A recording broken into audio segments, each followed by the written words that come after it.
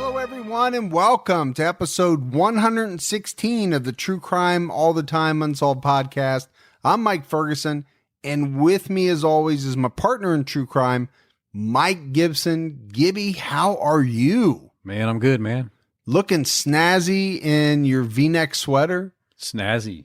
I think the dickie is not needed, but... Quit talking about my dickie. It's a fashion choice if you want to go that way. Some people's dickie can be fashionable. I kind of like how the dickie sits right where it does. It's a nice little square. Most people can't even tell I got one on. Well, that would be true if the contrasting colors weren't like, what's his name in Christmas Vacation. I can see the outline of the dickie underneath the V-neck sweater. I thought that's what you're supposed to do. I thought Eddie sets the standard. You taking your fashion cues from Eddie? He sets the standard, man. No. I like his robe, too. Gibby is very fashionable. I give him a hard time, but he does have on a kick-ass V-neck sweater with a cool shirt underneath. It's not a dickie. You know, it was just one of those mornings where I didn't have the laundry done, and I needed something. And this was like the only thing appropriate to wear to the office. Turn your underwear inside out and hit the door running. Oh, you could have done that. I didn't think about that. All right, man. Listen, we've got a lot of new great Patreon supporters. So let's give some shout outs. We had Heather Hicks. Hey, Heather. Amanda Sincaric. Sincaric? Geraldine Rotolo. Melissa Schaefer. Hey, Melissa. Tammy Gallant. Very gallant. January Marie. Hey, January. How's February? Amanda Nagel. Hey, Amanda. Kara McCaffer. Ooh, McCaffer. Elizabeth Bobo. Hey, Bobo. Candace F. Hey, Candace. Joe DeRoe, who I know has been with us before. Hey, so Joe. We appreciate that. We do. Greg Rowe, spelled completely different. Hey, Greg. Susie. Hey, Susie. Louise. How you doing, Louise? Carla Diaz. Hey. Diane. Hey, Diane. Not one of these have you said just anybody. I'm shocked. I'm saving it. Melanie Plummer jumped out at our highest level. Hey, Melanie. Emily Estelle. Estelle. Dia Riddall. Hey, Dia. May Eglund. Egging out of here, man. And Bridget Curtin. Hey, Bridget. So a lot of great new Patreon support. We appreciate that. We do. We also appreciate all the continued support we get on Patreon. And if we go back into the vault, this week we selected Sarah Parkhurst. Great supporter, very long time really appreciate supporter. Her. Yeah. We appreciate her very much. And all the people that continue to support us month after month. PayPal support. We had Kim Hester, Breda Hale, Sarah Richmond, Jessica Metz, and Daniel Javier. Well, I appreciate every one of those people. Yeah, I do too. Very, very much. All right, we ran through that pretty quick, Gibbs, on True Crime All the Time. Yeah. We have part 1 out right now of the Ed Gein story. Good. It is good. There is a lot to take in with Ed Gein. There's a whole lot of taking in. Lot to take in, lot to digest. That might be the wrong word for it.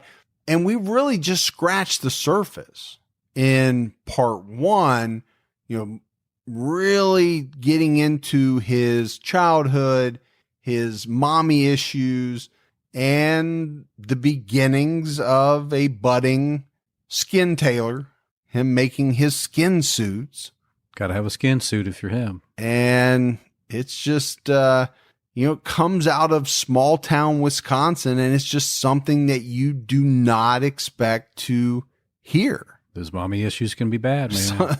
Somebody doing, yeah. So check that out. Next week is Crime Con. Yeah. So we're looking forward to that. Hopefully we'll get a meetup together. But either way, we are going to meet a lot of our fans, a lot of people that we've seen for years now, probably 3 times. Yeah, it looks like about everybody we saw last year said they're coming back this year. Yeah, and a lot of new people I think will be there. So really looking forward to it. All right, Gibbs, are you ready to get into this episode of True Crime All the Time Unsolved? Yeah, I'm ready. Let's do it. We're talking about the Redhead murders. That's one name, right, for the series of murders that occurred in the mid 80s. Now we'll get into time frame. There's some possibility they started earlier, some possibility they lasted a little bit longer. Sure. But you may also see it called the Bible Belt Strangler murders and maybe even the I-40 murders, because these murders occurred in a number of states, right? Tennessee, Arkansas, Kentucky, Pennsylvania, Mississippi, and West Virginia. That's a pretty big geographical area when you put all those states together. Yeah, it really is. The murders that we're talking about began in the early 1980s and may, and I stress that word may have continued into the early 1990s. And then there are some that believe they may have begun as early as 1978. So, depending on how you look at it, the period of time for these murders could be 4 or 5 years in the 1980s. It could be 15 years. Yeah. From the late 70s to the early 90s. When you talk about these type of murders, it's easy to, such a large span, right? When you're talking that many states, the way that they were murdered, the way that they were found, it's interchangeable with different suspects, I think, over time, that it's easy to blur those lines of who did and who didn't do what. Yeah, as we go through this case, many of the details that we're going to be talking about really could be ripped out of another unsolved series of murders, right? I think that's kind of is that what you were talking about? Yep. Some of, the victim type, the way that the bodies are found. So not to reiterate what you're saying, but I do think you could cross lines with killers and other unsolved cases. And I think that's sometimes what makes some of these so hard to solve. No, I agree with you. And I think that's why we always have that issue that we always talk about. I mean, we're not talking about a bunch of murders in one small town of Tennessee, right? We're talking about a bunch of murders spread out over 6 different states, some that aren't even that close together. Right. So, yeah, very tough. The victims that we're going to be discussing, some are unknown, right? Jane Does. Others are known, but one of the things that ties them all together is that they had some type of reddish hair, hence the name, the Redhead murders. Now, I would not say that all of these victims, Gibbs, were redheads in the sense that most people think of that term. Right, like a Lucille Ball. Yeah. I mean, these, we're talking about some strawberry blondes. We're talking about, they had some bit of red in their hair, reddish hair. Most of the victims were found near the side of a highway. The victims had either been hitchhiking and or working as sex workers, which was pretty popular. It was. We've talked about this, but this is also where you could interchange this with another story. I mean, how many unsolved cases have you and I done where the victims were either hitchhiking and or known sex workers? So many. So, I mean, too many. To the point, I would never, ever hitchhike if I just wouldn't hitchhike at all. I was going to say if I was a female, but I wouldn't even hitchhike today, man. No. Ain't no way. I wouldn't be a sex worker either. Nothing against sex workers, and you and I have always treated them with the utmost respect, and I get a lot of emails about that. Right. We try not to say certain words. We try to label, that profession as sex worker, but make no mistake, it is a very dangerous endeavor. And you wouldn't do it because it didn't work out for you. No, I've tried it once. Weren't very successful. Wasn't successful. No. But you're right. It is extremely dangerous. So many unknown factors. You're just too vulnerable. Yeah. I mean, to me, that's the bottom line. I was actually watching the movie Monster the other night with my family. and, my wife and my two girls, I did not remember how brutal that movie was. It might have been much for my 14-year-old. Yeah. They said the F word. It was like Pulp Fiction. Oh, really? Yeah. I mean, I know it wasn't that much, but it was a lot. And there were some very graphic scenes when it came to sexual assault. I had my thumb on the fast forward button the whole time. But from that movie, I think you can really get a sense of how vulnerable Eileen Wuornos was as a sex worker. Now, she turned it completely around, right? And started using that being out in the woods to kill people. But it's a very risky job. You're in a vulnerable position every time you go out. That was in Florida? Yeah. Yeah. She was down in Daytona area, but she was actually born up in Troy, Michigan. Really? Like right next to where I used to live in Detroit. That close? Yeah. The town over from where I lived. Now, obviously I didn't live there when she was there, but Right. I know we'll cover her on TCAT. We haven't yet, but now when you talk about a suspect or suspects in this case, I think generally it's thought to be some type of male serial killer and one that traveled quite a bit, over these large number of states. Maybe you get into the area of a truck driver, over the road trucker, Which makes a lot of sense. It does. Maybe into the area of some type of traveling salesman who covers a large number of states, a big, swath of the country. Selling their Kirby vacuum cleaners. I don't know if Kirby salesmen go that far. Yeah. But most of the victims in this case were confirmed to have been sexually assaulted and most strangled. But some of the bodies were so decomposed that cause of death was impossible to determine, depending on the different theories of investigators. Because that's the thing, right? When you're talking about 6 different states, you got a bunch of different investigators. Oh, yeah. And their theories are going to go one way or the other and maybe not align all the time. Sure. But depending on which theories you look at, the victims range in number from at least 6 in this series up to maybe 12. Yeah. A lot of people, and I would say most, believe that these murders were committed by one person, although there are some that believe it could be more than one.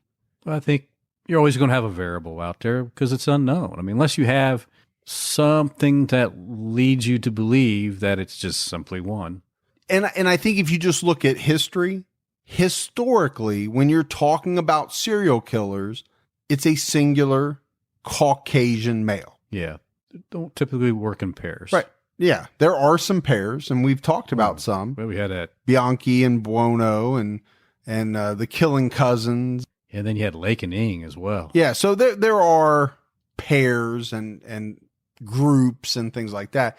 But by and large, when you study serial killers, and that's why FBI profilers, a lot of times you'll see it come out, most of the time it's going to be, right, a single white male from this age range to that age range, because historically that's what the data has proven out to be. So let's look at some of the Redhead murder victims. On February 13th, 1983, a nude Caucasian female body was found on the side of Route 250 near the city of Littleton, West Virginia. That's in the county of Wetzel. The body was found by an elderly couple who came across it and thought at first it was some type of store mannequin. Isn't that funny though? And I don't mean funny, but not funny, haha. Right. Sure. But we've heard this before in another case where people see what they think is a mannequin. And then as they get closer and investigate, it's not. I just can't imagine how freaky that has to be. Well, but I think there's a reason for that. I don't think if you're out walking in the woods that your mind wants to go to automatically, that's a dead body. Right. You don't want to go there. Your mind wants to say, oh, that's funny. somebody threw a mannequin out here. Yeah. I think And it turns out not to be, but maybe most of our listeners now probably like, that's a body.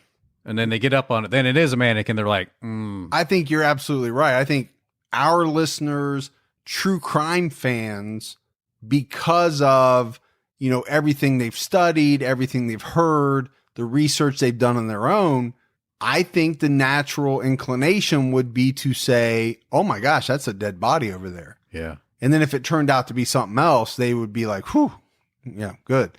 But I think a lot of us assume the worst Sure. in certain situations. And I think that's good for us. When it comes to walking out late at night from the mall to your car, and there's like 3 cars in the parking lot, you should assume that somebody else out there all, with you is potentially dangerous. Well, heck yeah. Especially after we just did your one case 2 weeks ago. About Man. Drew Shadeen. Oh, yeah. Yeah. And I'm not saying you think everybody's out to get you. What I'm saying is it's the whole keep your head on a swivel thing, right? You see somebody out there, you don't turn your back and just assume that they're a mall patron Yeah. going home as well. Just a good guy. You just, every now and then you keep an eye on them. You know where they're at. If they get too close to you, then something's wrong. Yep. That's when you take your T-cat whistle Yep. and you blow. You got to blow that T-cat whistle. So back to this elderly couple. They discover a body. Police could determine that the body had not been there too long because the ground was covered in snow and the body was laying on top of some fresh snow, and there was no snow on top of the body. So that doesn't take a rocket scientist to figure out some sort of quasi timing Exactly. of how long that body's been there. The police located some fresh footprints and tire tracks. And that is what is somewhat helpful, right? When you're dealing with snow, that you can get something like that. But it helped the police to determine that the murder did not take place where the body was found. It had to have happened at a different location. And I think the other thing that went with this was that police determined that she had died 48 hours before the body was found. So you put all that together, right? The time of death, the fresh footprints, the snow, they're able to tell no way that she died there where she was found. The victim had not been sexually assaulted, and the cause of death was undetermined. The victim's hair was reddish brown, and some of the things they noted about the body. The victim's legs had been recently shaven, as well as her armpits. They estimated her age was mid to late 30s. She was 5'6", weighed about 135 pounds. She had brown eyes and 2 scars on her body, one from a cut on her finger and the other from a cesarean birth, C-section. Yeah. So we know she's got a child out there. We know that. The police did not believe she was hitchhiking, but there was really no way that they could have known that. I think that was speculation on their part. There was a witness that said they saw a Caucasian male in his late 30s, around 5'10", 200 pounds, near that location before the body was found. For me, it always amazes me how people, like they said she was in her 30s and she was 5 foot this and this guy was 5'10". I couldn't tell you how old somebody was that close. So I'm terrible with ages. Yeah. Now, with a deceased body, they have some scientific methods. Right. Right. But when I'm just looking at people, I am terrible at ages. And I don't care if it's a little kid up to an adult. I am very often way off with people's ages. You wouldn't do very good at that. I mean, I know you're not a big fan of the carnies anyway, but you wouldn't be a good guess your age. Guess your age, guess your weight. Yeah. I'd be bad at both. Yeah, and I can't. I mean, heights. I mean, unless I have that. Now, see, I'm better with that. I need that door thing. No, I'm better with that because normally there's always something that you can measure a person up against. You don't know exactly what it is, but there's nothing equivalent really for age or weight, really, No, especially wearing clothes and things like that. Yeah, weight's really difficult. All right, Gibbs, let's take a break to talk about our sponsors. And the first one up is Podcoin. TCAT fans, did you know that you can actually get paid just for listening to this podcast? That might sound hinky, but it's true. And you can do it with a new free app called Podcoin. It literally pays you to listen to podcasts. So here's how it works. Listen to podcasts and earn Podcoin while you listen. Then turn that Podcoin in for gift cards at places like Amazon or Starbucks. Or if you're a really good person, you can donate that Podcoin to charity. The more you listen, the more you earn. Download the Podcoin app right now on iPhone or Android and use our code TCAT. You'll get 300 Podcoin just for signing up. And if you listen to enough of us on there, you can get a cappuccino at Starbucks or an Amazon gift card on us. So listen to this podcast or virtually any podcast on Podcoin and sign up with the code TCAT to start earning today. It'll change the way you listen to podcasts. And next up is Turo. Turo is the largest car sharing marketplace in the world. It's available in the US, Canada, the UK, and Germany with over 10 million users worldwide. Turo has the widest selection of cars available, so you can choose the right car for whatever occasion, often at a lower cost than going with a rental car company. So you can get a pickup truck for moving day, a flashy convertible for a weekend getaway, whatever it is, find the perfect car for your next adventure on Turo. Or if you're in the market for a new car, book that car on Turo so you can see what it's actually like to live with for a couple of days before you buy it. Hop on the Turo app or website, find and book the car you want, then meet the host and they'll hand over the keys. Turo has multiple protection plans, which include up to $1 million in liability insurance through Liberty Mutual. So download the Turo app, that's Turo, on the App Store or Google Play, or visit Turo.com. Get $25 off your first trip when you sign up with the promo code TCAT at checkout. Terms apply. All right, now the next victim was found on September 16th, 1984, along the highway along Route 40 near West Memphis, Arkansas. The victim was found wearing only a sweater. That is all she had on. She was completely nude with the exception of this sweater. The victim had strawberry blonde hair, and it was determined that she had been strangled to death. But police could not immediately identify her. It took about 9 months, Gibbs, after her body was found before the authorities were able to get a hit from her fingerprints. That's quite a bit of time, but then again, it is 1984, so... It still seems like quite a bit of time to match up some fingerprints. Yeah. I mean, every time they run mine, they get a hit right away. I'm sure they get... The printout probably depletes the printer of all available paper. Yeah, remember those... Like the old days where the paper was connected with the holes? Just keeps running. It just keeps coming out, and then there's no more paper. Wake up the next day, it's still running. So once they had this hit, though, they found out that this woman's name was Lisa Nichols. She was 28 years old at the time of her death, and she used to live in West Virginia, but at the time had been living in Florida under a different name, Lisa Jarvis, with a couple at their home. And maybe this is why they had some issue identifying her. I don't know. I still think 9 months seems like a very long time. It seems like it to me as well. Lisa moved in with this couple after she became estranged from her family, which at the time she died, she had not spoken to anyone in her family for about a year. You know, sometimes you just need a break from your family.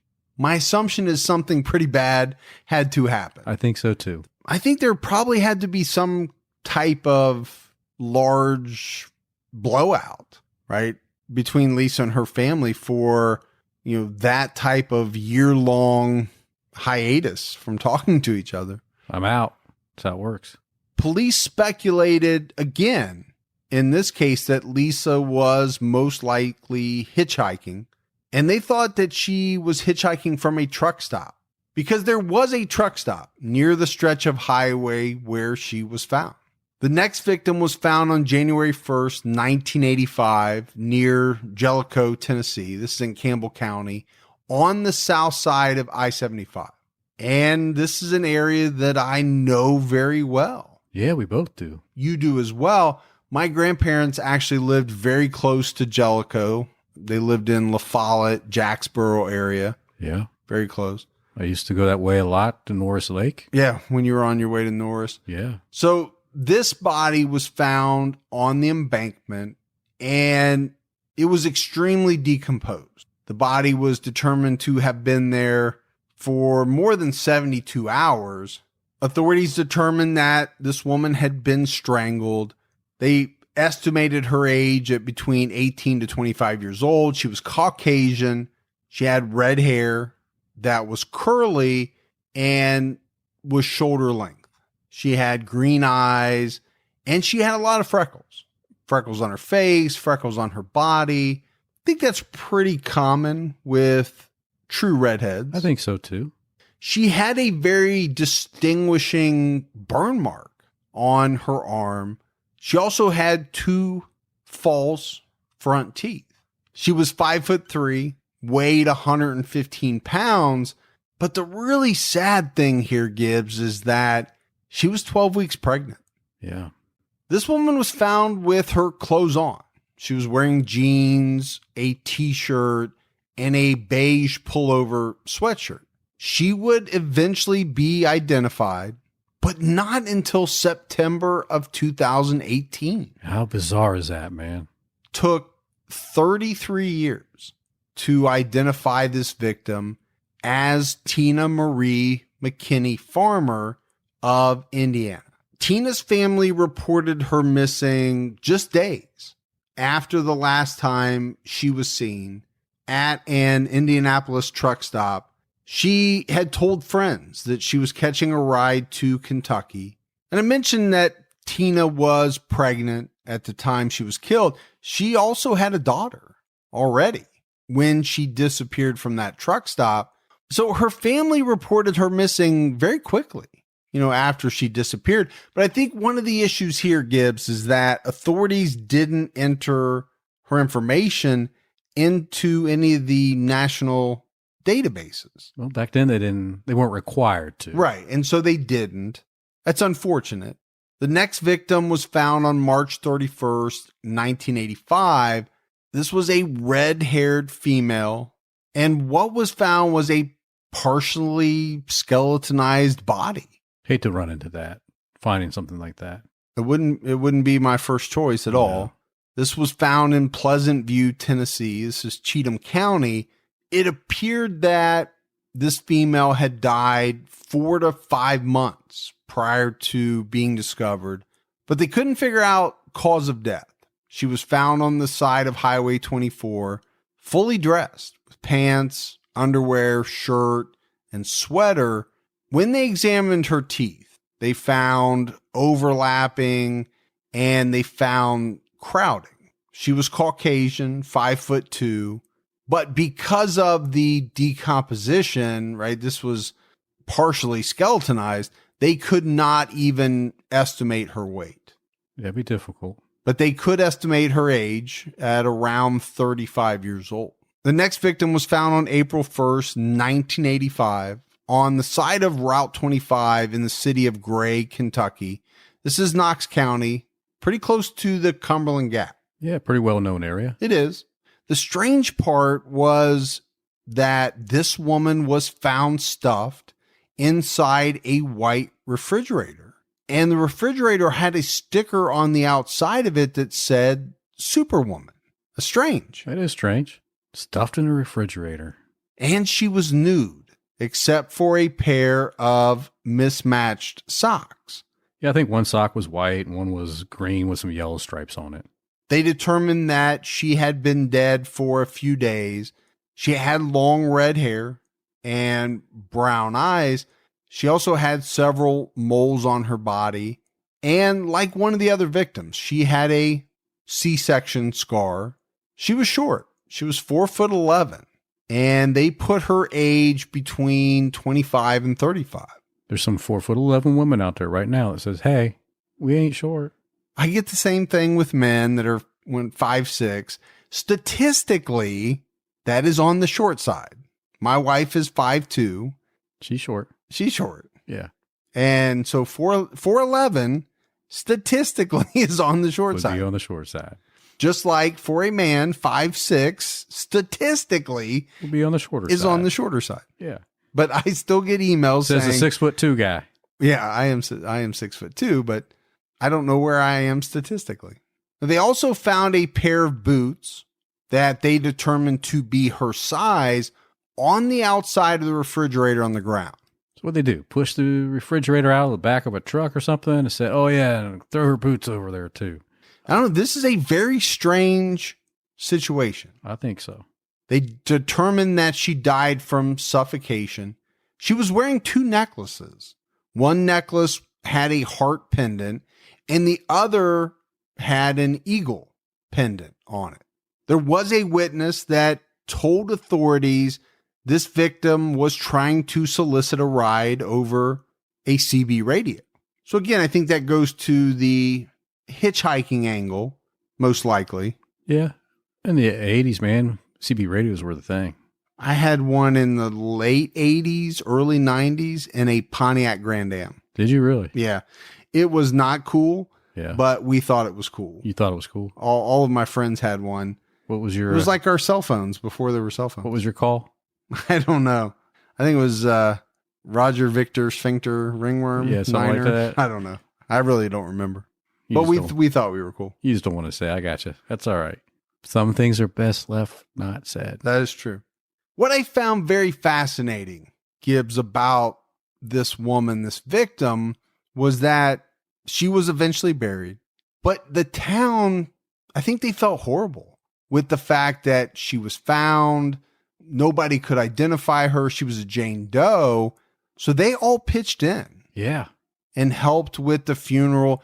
There were over 500 people. That's a lot of people at anybody's funeral, let alone a Jane Doe. A person that nobody knew who it was, but they just felt so badly. I'll be lucky to get a dozen. The local television station broadcast it on television. So this was 1985. In October of 2018, authorities were finally able to identify this Jane Doe as S.B. Pilgrim from North Carolina, and it was through DNA matched to her now grown daughter, who at the time of her disappearance was 6 weeks old. So to me, we heard the other victim finally identified in 2018. Mm-hmm. This one, it just tells you how far DNA technology has come, that they can now solve some of these missing persons.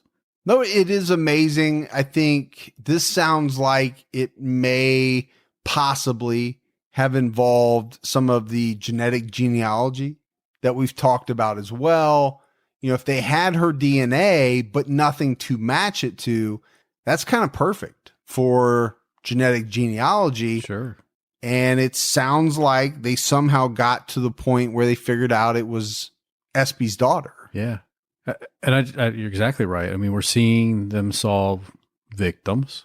They're arresting people that committed crimes that thought they were probably going to get away with it forever because of this big breakthrough. I know you covered it on your other podcast, more detail on how it all works, but to me, it's very fascinating. Yeah, unfortunately, there's been some, depending on how you look at it, there's been some news recently, specifically with GEDmatch, which is one of the ones that law enforcement was using, where they've basically turned it off unless a specific member opts in, then law enforcement can't view their DNA profile. So they're really going towards the Privacy Act kind of thing. Yeah. Yes.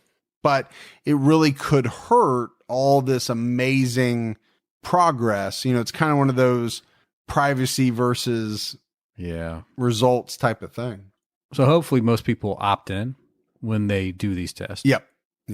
The next victim was found on April 3rd, 1985, back near Jellicoe, Tennessee again.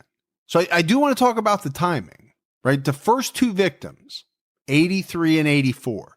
Now, within the span of essentially about 4 months, they found 4 victims in 1985 alone. That's pretty fast. This was a partially skeletonized body of a young girl. It was found just a couple of 100 yards from Big Wheel Gap Road in Campbell County. It was next to a strip mine. The police said that by looking at her remains, she had been dead over a year, and they said it could be as many as 4 years. They placed her age at between 9 and 15 years old. Fairly young. So much younger than the other victims that we've talked about. Now, obviously, they could not determine her cause of death, but they did find a pair of boots, size 5. They found some pieces of clothing, a necklace, and they found a bracelet that was made from plastic button. Then it sounds like it might be a young person, right? Yeah. With the size 5 boots, plastic. Plastic button bracelet. It sounds like maybe it was probably closer to 9 than 15, maybe. But that's speculation, just based on that information. They didn't have a full skeleton. The coroner only had 32 bones and a skull to work with, but the skull was mostly intact. And because of that, they were able to attempt facial reconstruction. And that is amazing to me. I've seen that before on television shows where, they put like these things in the skull, like the markers, and then they start to mold it. And all of a sudden the face comes to life. Authorities have never been able to identify this victim. But recently, forensics has shown that she was most likely from the Southwest United States. To me, again, that's very interesting how they can even pinpoint a region. Yeah. Yeah. The other thing about this victim, because her body was, skeletonized, authorities were never able to confirm hair color. But because of the circumstances, because of the, where she was found, probably, most likely, Jellicoe area, she is considered to be part of the Redhead murders. The next victim was found on April 14th, 1985. So again, 2 weeks later. Very short window. And we have another body. This time it's in Greenville, Tennessee, in Greene County. This was a young Caucasian female. The body was fairly decomposed. Authorities estimated that she had been killed probably 3 to 6 weeks prior, and they determined that it was a combination of blunt force trauma, strangulation, and that she had been stabbed as well. So I think any of those could have been the cause of death. Yeah, absolutely. And again, very sad. She was 8 weeks pregnant at the time of her death. And they would estimate that she was between 15 and 25 years old, which is a pretty big gap, I think. But again, when you're working with a partially decomposed body. Yeah, it's hard. I think it's hard sometimes. But I want to go back to the fact that she was pregnant, right? Second victim, at least. How many victims so far? 2 or 3. 2 or 3. That jumps out at me.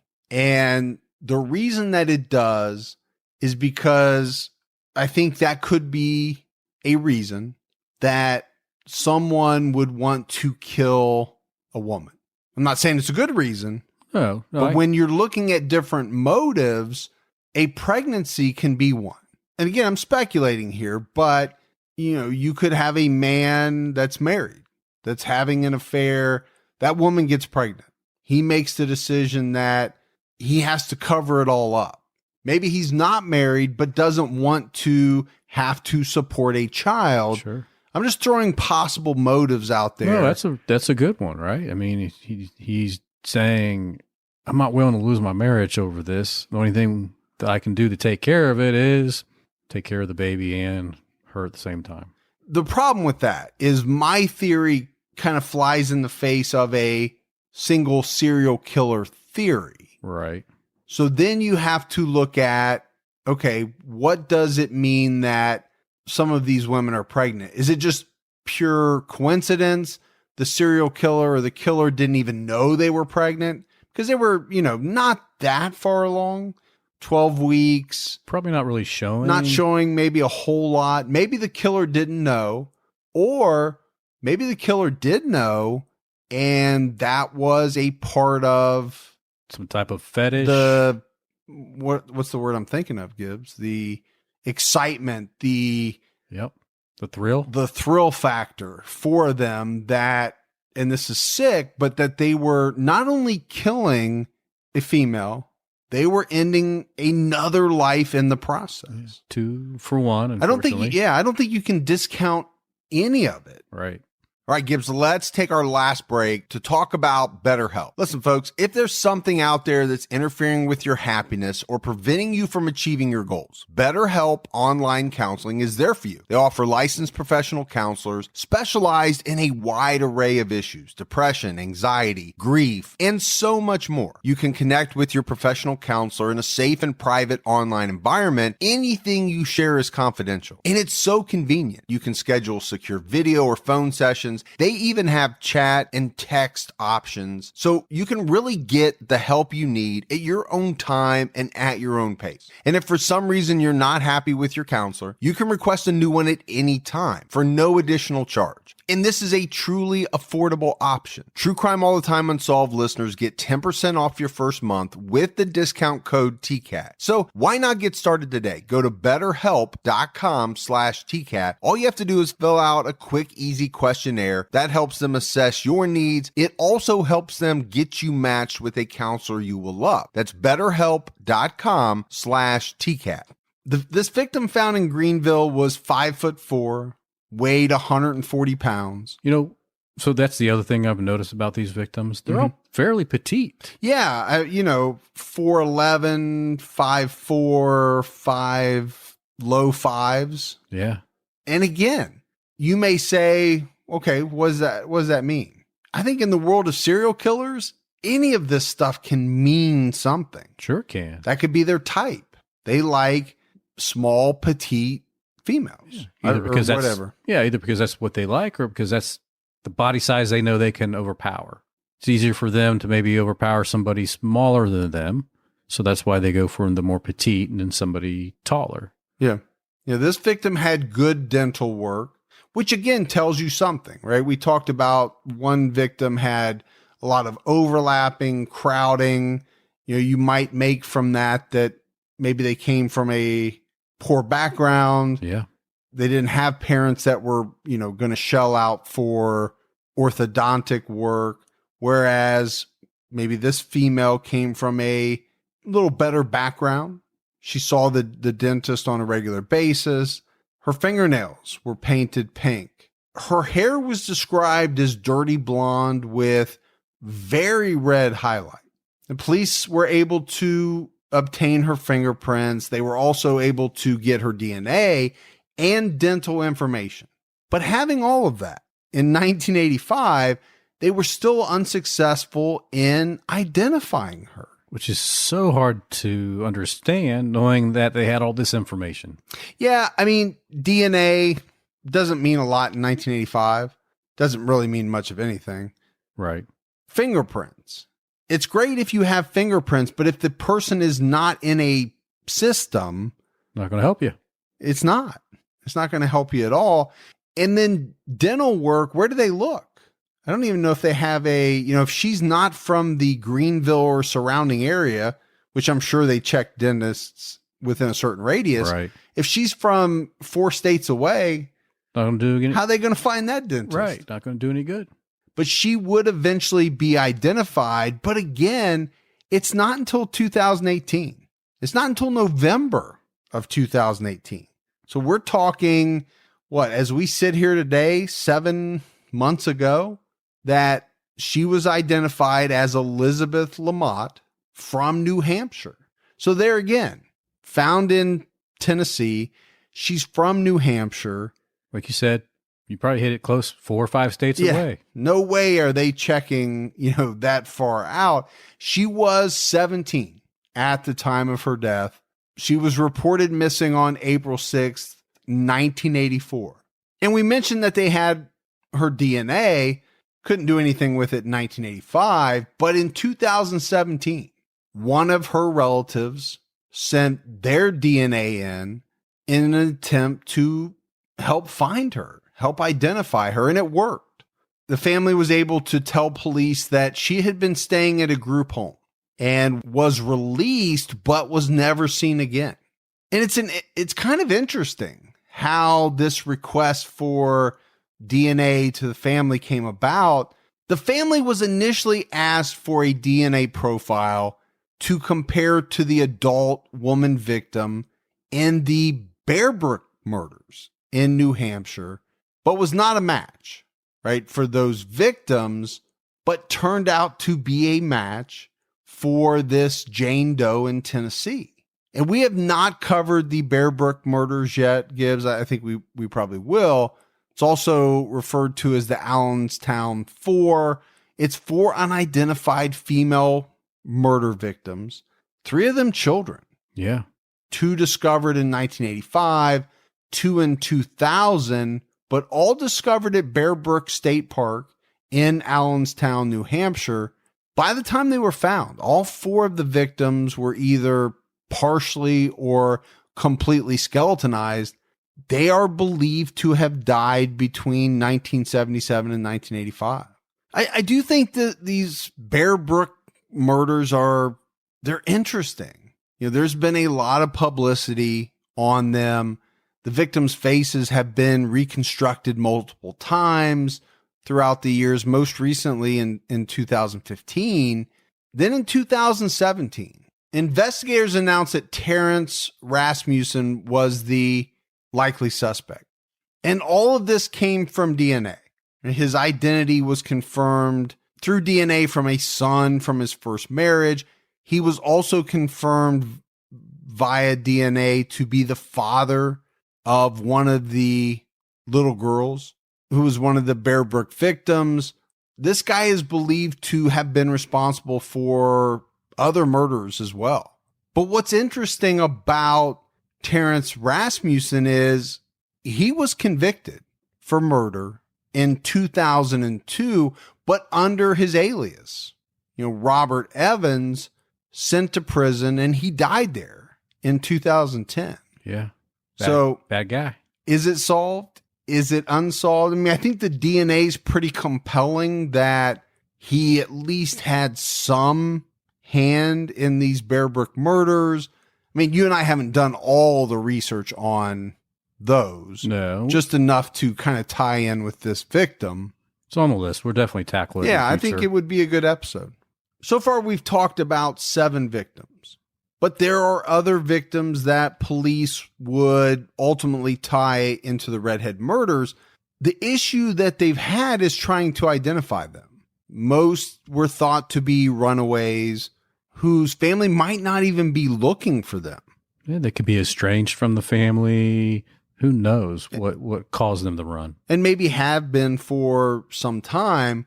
The other issue, as we've talked about with some of the victims already, is that most likely they're not native to the state that they were found in. And we've seen that so much in these victims here. And it makes it very tough, like we said, right? Dental work, even just asking around, showing reconstructions. How far out are you going? 6, 7 states away? Probably not.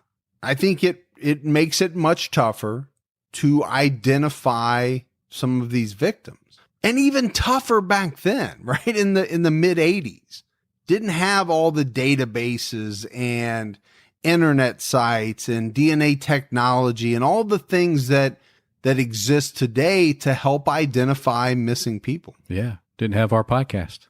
Didn't have our podcast either. In late 1985, police from Pennsylvania, Tennessee, Arkansas, and Mississippi asked the FBI for assistance with this case. Around the same time, police developed a person of interest. He was a 37-year-old truck driver who attacked a woman with red hair and then tried to strangle her. He threw her out of his cab on the side of the highway, thinking that she was dead, but she wasn't. So authorities nabbed him for this incident. right? The attempted murder of this woman, but the FBI could not connect him with any of the Redhead murder. The Indiana State Police and the FBI had another suspect that they looked into, and they actually invited the Tennessee State Police to join the investigation. This suspect was a 32-year-old trucker from Pennsylvania, and he hit police radar because he kidnapped and raped a young redheaded woman. She escaped. Thank goodness. Amazingly, because he would have killed her, most likely. So they got him for that, but they questioned him extensively, and they determined that he was not involved with the Redhead murders. And we talked about the fact that this case has some other names, right? In 2018, it was renamed as the Bible Belt Strangler murders when some local students in a criminology course attempted to solve the case. Sounds like that class you taught. It does. Yeah. This is a group of students at a high school in Tennessee. They were studying the murders under the supervision of their teacher. That sounds like an amazing class to me. I would love to take that class. It sounds like a lot of fun, actually. I mean, it's what we're all into, trying to solve cases, trying to, do that investigative type work. That's awesome. Probably an honors student, wouldn't I? You'd be something. Yeah. Am I pushing it again? You're pushing it. Pushing it. I don't know if you'd blow the bell curve for everybody else. Let's just put it that way. That hurt, man. That really hurt. Thank you for that. Remember, Mensa. Or Mensa. Well, when you're in the group, you say it differently. You call it Mensa. We say it differently than the rest of the people. When you're in the when you're yeah. in, I got you. Yeah. I got you. You got a special handshake too. We got a special something. So these kids are studying the case, and they chose the name Bible Belt Strangler because of the locations of all the murdered victims. They were found in the Bible Belt. Now, the victims all didn't come from the Bible Belt, right? We've already talked about that. New Hampshire, Pennsylvania, those areas are not what you would call the Bible Belt. Right. So this class developed information about the crimes, and they essentially came up with a profile, which they handed off to an FBI profiler. They described this subject as a white male born between 1936 and 1962. So in 1985, this would put the individual between 23 and 49. That is a very big spread. That is, and that, to be honest with you, and I'm not saying anything against these kids, but like I said earlier, you could take any profile and say it's a white male between 23 and 49, and 90% of the time, you'd probably be right. You're going to hit it. Yep. If you're talking about any type of serial killer or, multiple killer, they thought this was likely a commercial trucker who frequently drove Interstate 40. And I think that's pretty astute. Yeah. I think that makes a lot of sense. They estimated this person's height and weight to be 5'9" to 6'2", 180 to 270 pounds.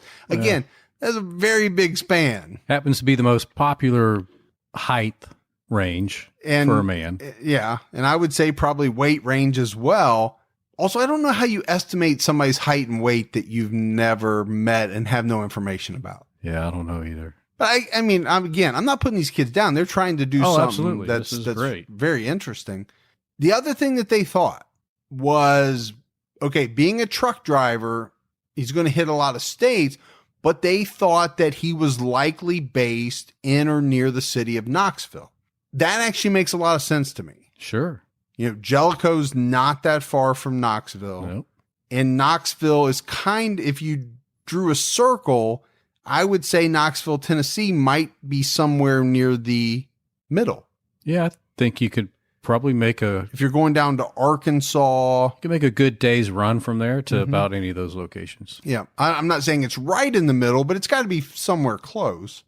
So I did think that was interesting that a class would, take a look at these murders and try to come up with a profile. Now, I do think, Gibbs, there are a few issues with trying to group all these murders together into what's known as the Redhead murders or the Bible Belt Strangler murders, whatever you want to call them. You know, most of the victims had some similarities with each other, but they also had some differences, right? And I think some of them are kind of pronounced. Yeah. Some of the victims were nude or basically nude, almost nude. Some of them were fully dressed, fully clothed. Some of the victims had either just had intercourse or were sexually assaulted prior to being murdered. And some of the victims weren't sexually assaulted and hadn't had sex. But I think you have this kind of problem, right? With any unsolved serial killer case where there is a fairly large number of victims and those victims are spread out a little bit geographically. You're always going to have a problem, because we've talked about this in other cases, on whether to include certain victims or exclude certain victims from the series, because you can argue for and against based on the similarities and differences and geography and all of that. So this case is pretty old, right? We're going back to the early 80s, maybe even further. But I think if you look at what most people consider the Redhead murder series goes back to at least 83. That's 36 years has gone by, and that victim hasn't even been identified yet. So number one, you really hope that they identify her. And then hopefully they have, the one thing that we really couldn't find, Gibbs, is whether they have some DNA that they possibly believe belongs to a suspect. If they do, then there's a chance. Always a chance. And there's a good chance in today's, environment to narrow down to a good suspect. But if they have none, I think this is a very tough case to solve. You might be able to solve one and have a hard time tying that person to the rest of them. It's a very tough case because of the number, because of the different states, the different jurisdictions. There are some states that don't believe their murder victim is part of this Redhead murder series. They just don't believe it. So I don't know. Interesting one, but definitely a tough one. Yeah, definitely tough. That's it. That's it for the Redhead murders. We got some voicemails. Let's hear them. Hi, Mike. Hi, Gibby. It's Dispatcher Lisa, and I want to give some kudos to Gibby. I listened to the Jardine Massacre episode. Not once did he say Illinois. So, anyway, good job, Gibby. Keep up the good work, guys, and keep your own time ticket. As soon as it was over, I went, Illinois, Illinois, Illinois, Illinois, Illinois. Well, I mean, you expect nothing less than somebody with a Mensa card. Hey, what can I say? Hey guys, it's Shaylee here from Sydney, Australia. I thought, I know you guys like hearing from Australians, so thought I'd give you a real ochre Australian accent. Just got into your podcast a little while back and absolutely love it. Congratulations, you've made me look like the strange one in my friend circle, as I say, listening to this really interesting podcast about this guy who totally murders the crap out of this woman, but let me tell you the background story of how it all happened. And my friends look at me like, why are you enjoying someone else's murder so damn much? So thank you for providing the joy in murder, if there is one in that sense. But it's fantastic how you guys go through the character's background and, really lead you up into it, even though you can't really understand why the killer would do it. It just makes it so interesting, and I really enjoy it. And I haven't been a podcaster prior to that, so I really want to say thanks to you guys. When it comes to Team Fergie, Team Gibby, you make me laugh. Every time you complain about that wooden chair, I really feel for you, but got to give it to Team Fergie in this case. I'm real sorry there. But thanks, guys, and keep your own time ticking. Interesting. Finally, somebody said they were sorry. They're Team Fergie. Sorry, I'm Team Fergie. Now, Shaylee's a great supporter of the show, and we do like to hear from our Australian listeners. I like to hear it because I like to hear the differences. There's so many different accents. It's just like here in the States. It's like me and you. Yeah, me and you are from the same part of the same state. I know. And we have a totally different I do wash and you do wash. accent. I just think that's education, but we'll call it. No, I'm just messing with you. This is Dixie, your favorite fan, or you're my favorite podcast. Let's put it that way. I can't believe it. I was just listening to the Dardine Family Massacre. And as you were talking about it, I thought Tommy Lynn Sells. So I had just looked up the dates that he was active, and apparently he was arrested in 1999. So I thought, well, he could be connected to this crime. And then you said Tommy Lynn Sells, and I just clapped my hands. I was just sitting in here putting my makeup on in the bathroom, and I just sat here and clapped my hands. I thought, boy, do we ever think alike. And I don't know, because he was just a vicious, for want of a better word, a soulless killer.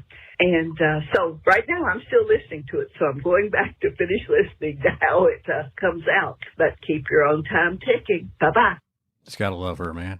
The fact that she would pause the podcast to call us is amazing. Yeah, it is. And we do think alike, because I also think Tommy Lynn Sells was a soulless killer. I think he could have killed anybody. If there's an unsolved case out there, there's a chance that Tommy Lynn Sells might have been involved. He could have did the ones we just talked about. He could have, for all we know. Hi, my name is Manisha. I listen to you guys all day while I'm at work. I'm actually at work working right now, listening to you guys. And I was just wanting to say thank you, and everyone thinks that I'm a weirdo for listening to crime and murder stories all the time. But I don't know why I've always been fascinated of what makes people do such horrible things. I do have a case suggestion for you. When I was in middle school, there was a group of kids, well, this one girl that I had multiple classes and was on the same softball team with. Her mother convinced a group of kids in our community to kill her employer that they lived with. He had hired her to take care of his mother with Alzheimer's, and ended up having this group of kids from my community in middle school kill him. So I thought that might be an interesting story for you guys. Her name is Barbara Opal, and it happened in Everett, Washington. Anyways, thank you for all the interesting stories. I love all the things that you guys dig up about the cases that everyone wants to know, all the details that aren't initially put out there when the story breaks. It's all the things that all of us crime people love to hear, all the details of what could have possibly made the person do the horrible act that they did. Anyways, have a good one. Keep your own time ticking. Thanks for all the stories. Wow. Thanks, Manisha. Yeah, that name sounds familiar, but we got to dig into that one. Sounds like it could make a really good episode. All right, Gibbs, that is it for another episode of True Crime All the Time Unsolved. So for Mike and Gibby, stay safe and keep your own time ticking.